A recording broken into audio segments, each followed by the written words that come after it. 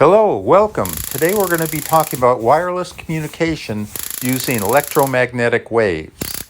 This is very common in 2025 with cell phones, radio, etc. All these things use electromagnetic waves to communicate. But we're going old school today. We're going back to the late 1800s, early 1900s to see how it was done by the pioneers of wireless communication. So this picture represents how wireless communication worked back in the early 1900s. You had a transmitter that created electromagnetic waves and sent them out into the air. They used Morse code back then, and so the way it would work is the transmitter would send a long burst of electromagnetic waves to represent a dash and a short burst of waves to represent a dot. On the receiver side, you might have a human being listening in who knew Morse code, and they would write down the message as it was received. Or you might do like we did in the introduction and have a machine write the dots and dashes to a piece of paper. By the way, these waves are known as Hertz waves. They're named for Heinrich Hertz, who first discovered them or first worked with them back in the 1870s.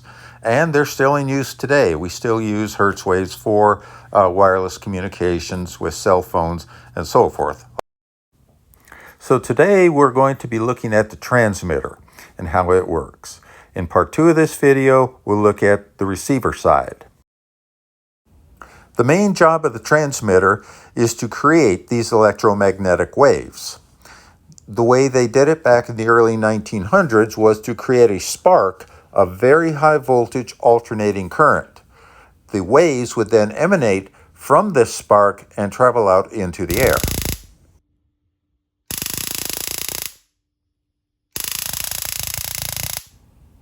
For our transmitter, we're going to use our Tesla coil. Tesla coils are very good at creating high voltage alternating current and great big fat juicy sparks. So this will work perfectly for our purposes.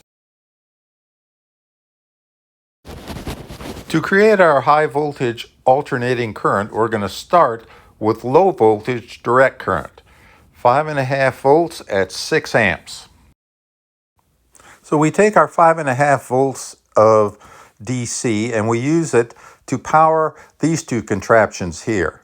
These are called DC high voltage converters or step-ups. They're available on Amazon for $4 or $5, and you can think of them as bug zappers on steroids. What they do is they take this 5.5 volts of direct current and they step it up to 20,000 volts of DC each. So hooked in series like this, they will produce 40,000 volts of direct current.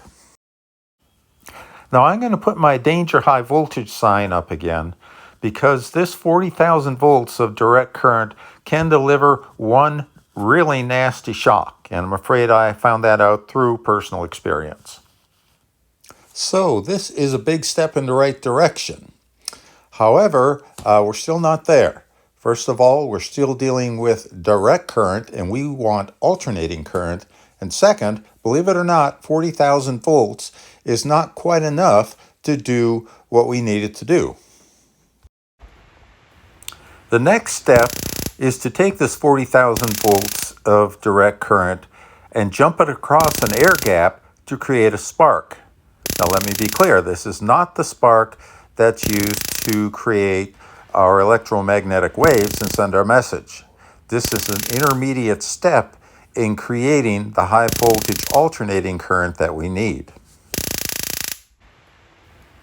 What this spark does for us is to stop and start the flow of this high voltage DC current many times a second.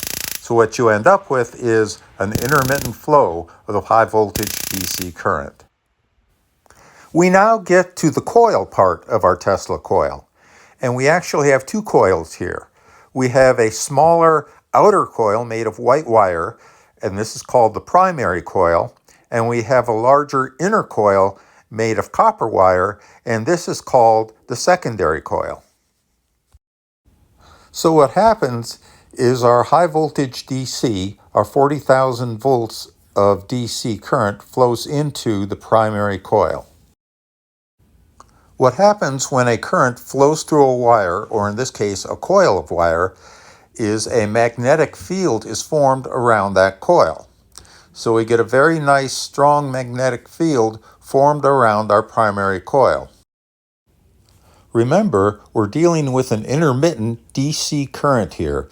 It's being turned on and off many times a second. So when it's turned on, we get our magnetic field. When it is turned off, the magnetic field collapses and goes away. Now this is all happening very, very fast. So our magnetic field is being created and destroyed many, many times each second. So what we have is what we call a fluctuating magnetic field or an influx magnetic field. Now notice that our secondary coil is sitting smack in the middle of this fluctuating magnetic field. Now this means something really cool happens. According to Faraday's law, what happens is that this fluctuating magnetic field will induce an alternating current flow in our secondary coil. And as an added bonus, because the number of winds in our secondary coil is so much greater than the number of winds in our primary coil, we get a significant step up in voltage. We have about 40,000 volts of DC in our primary coil, and we get about 200,000 volts of AC in our secondary coil. So eureka, we've found the Holy Grail. This is what we've been after. We've got high voltage AC current.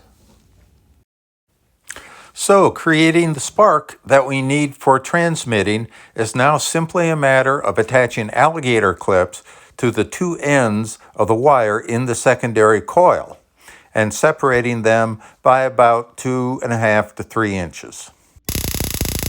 So now when we apply power to our Tesla coil, we get this big gorgeous spark of high voltage alternating current electricity.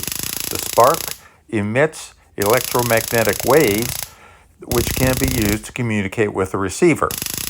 And our wireless spark transmitter is now officially transmitting.